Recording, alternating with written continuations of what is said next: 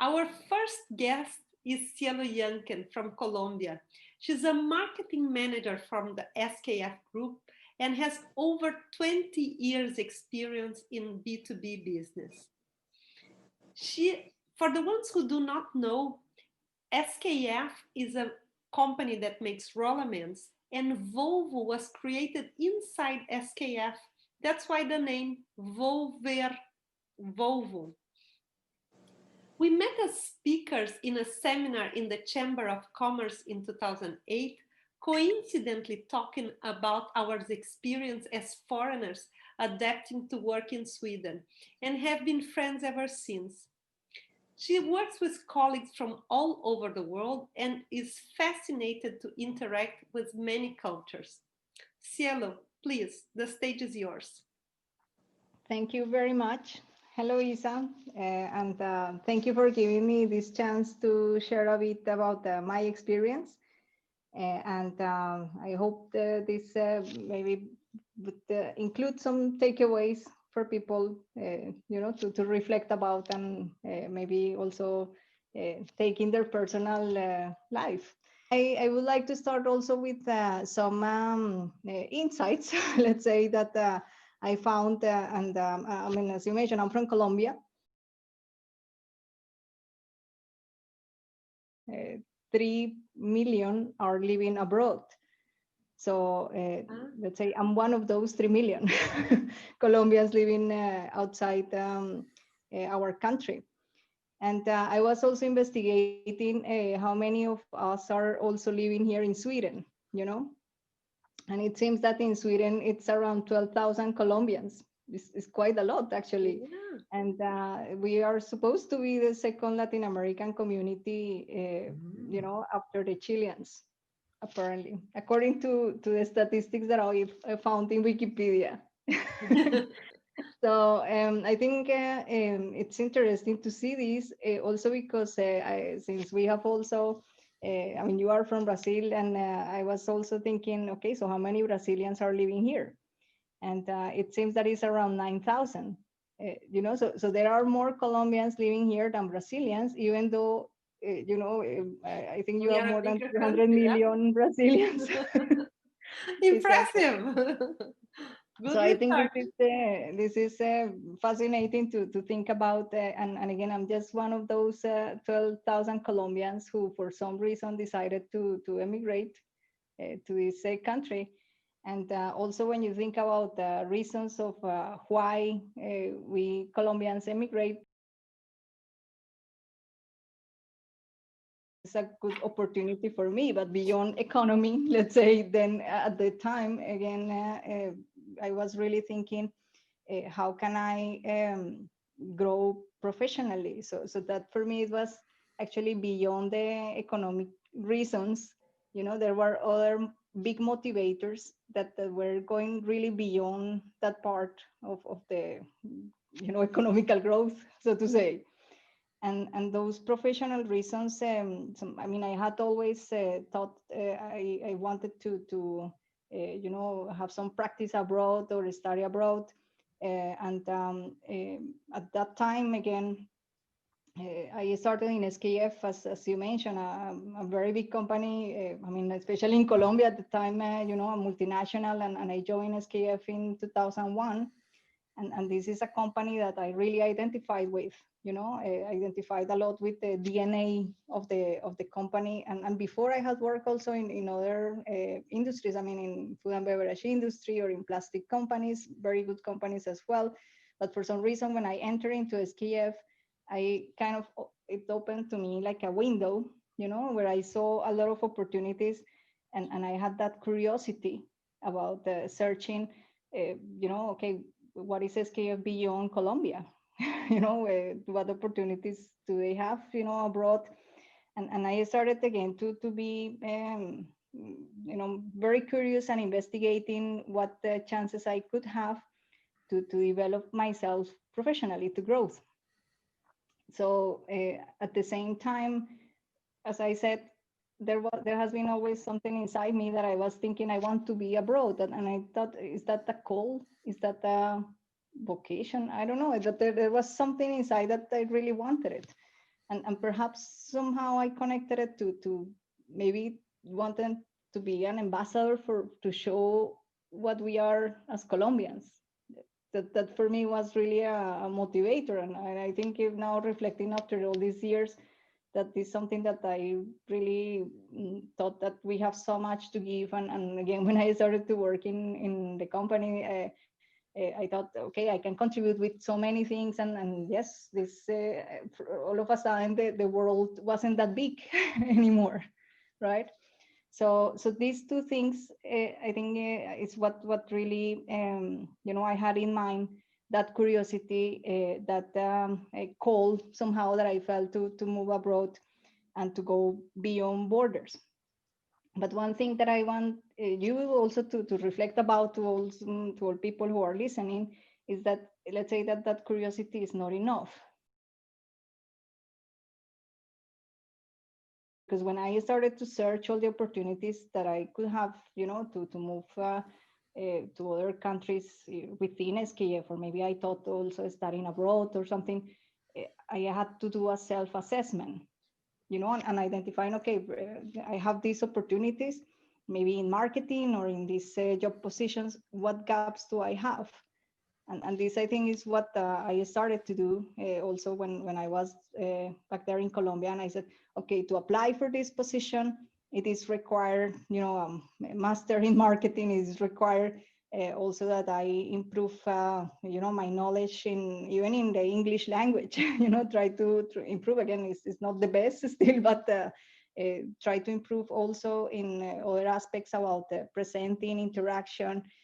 So it's a bit about challenge yourself as well. So not only the curiosity and the willingness to say, yes, I want to move, but what are you missing? What are the gaps that you have, and what are those things that you can start preparing with to reach those goals that you really want? So I studied actually a marketing, a master in marketing back in Colombia. And then that gave me a lot of tools to be able to apply for the opportunity that I wanted. I would like to say also, when I got the opportunity, I applied. I also built a good network with my colleagues.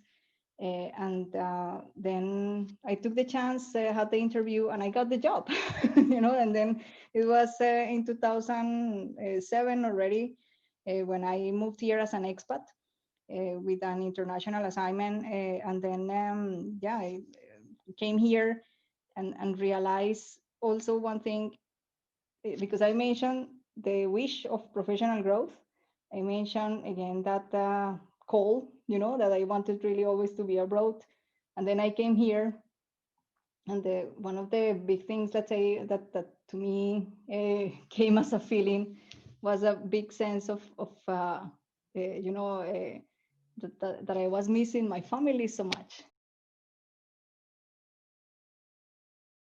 When I was back in Colombia, I just wanted to be abroad so much. And then I moved here. I was like, oh, my family, my mom, my sister, my brothers, my nephews, I miss them so much. And in all this process, somehow all my energy was focused on moving here. And I somehow, for some reason back then, I didn't think that much about the consequence that moving here would have, because it's of course that you are so away from your family, you are missing so many moments, you're missing seeing your nephews, nieces grow. I moved here also alone, so I didn't have a family or friends. I have to start building my friends from scratch. So these are challenges also when you move abroad, and for that you really would say need a lot of good confidence and feel comfortable with yourself. I would say, because there are a lot of periods of loneliness, when you move into another culture, especially like in Sweden, that again, it's cold, not just the weather, but again, it takes many years also to make friends. And again, if you want friends that are, life friends, so you need to live a certain period in a country, right? You cannot expect that you have best friends after 6 months or 1 year. So I think that was one reflection, that my biggest drivers back then were, okay, my growth, again, that call that I felt, but then I came here and I was like, I miss my family so much. And I think I'm fortunate that I could travel back to Colombia every year, and I do that, and hopefully this year it will be the same, but because of this pandemic, then it's of course a bit more limited the possibilities, but I'm very fortunate. And I'm fortunate also that when I moved here, Skype already existed. Because Yeah. otherwise it would have been even more difficult. I really don't imagine how it was, when people moved before, and then you have to write letters and wait so much, and you couldn't see each other or interact. So think about it.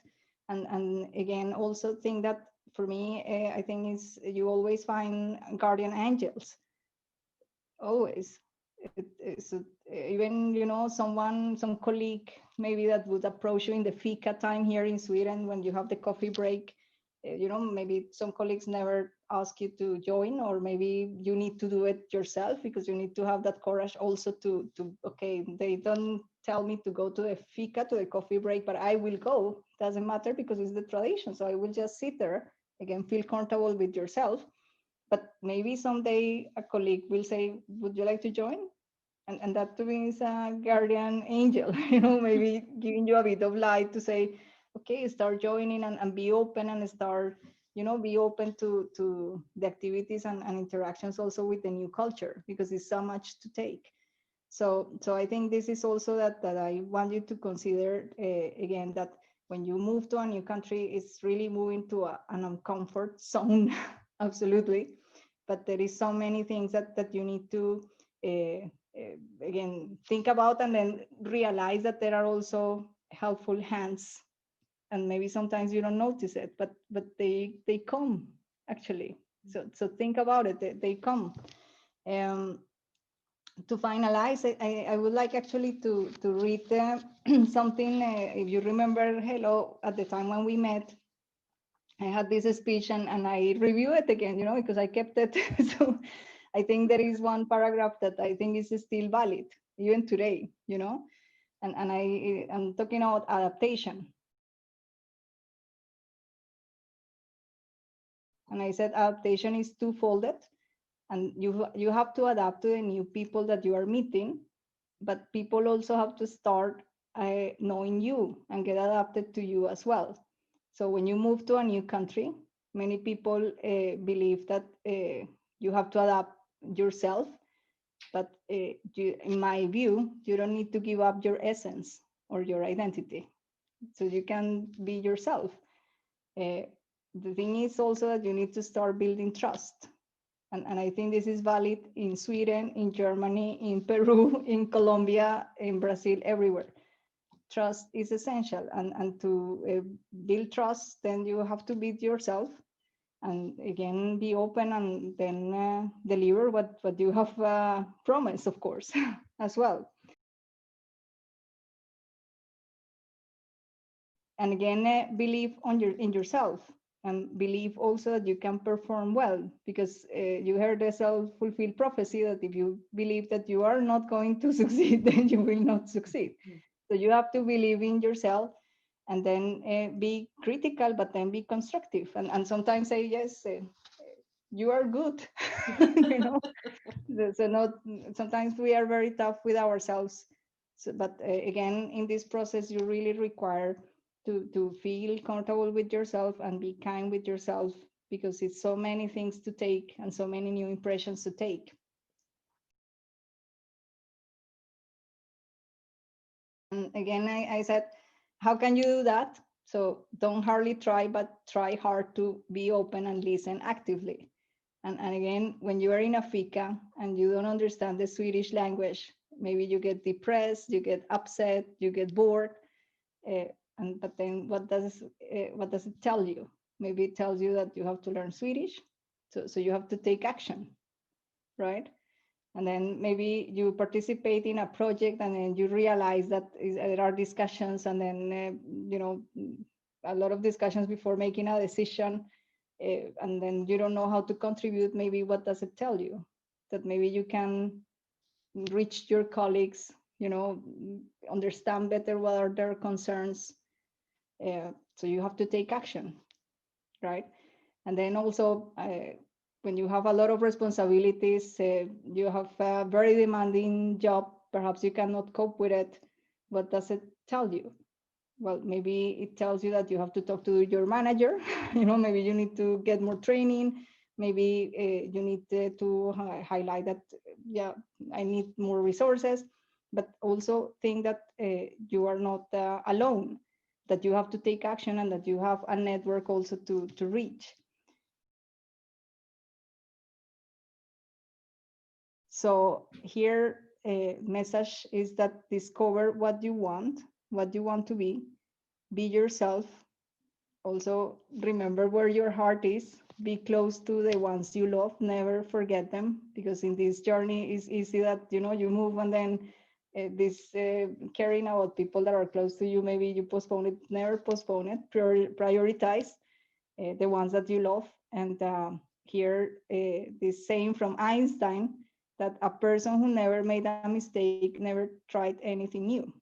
I think it's very interesting, Cielo, because in many things I identified myself with, and it's this that I came here. Perhaps you had more experience with international companies, and I did not. So I always travel to Europe and to US, but as a tourist. And you have this behavior as a Brazilian that we are always making jokes and we are always laughing. And this is something that people sometimes it's not adequate in your job, and you smile to everyone because this is the way we are. And we think, okay, but everybody's so serious here, everybody's so sad here, it seems so sad. So if I start smiling to everyone, it's I can change. And sometimes you're coming to a new culture, it's not you that are going to change the culture, you also have to adapt to their culture, and later you take the steps to try to change. But if you try to implement your culture in the country where you move, then it's totally wrong. So and this about preparing the move also, I think it's excellent that you said that.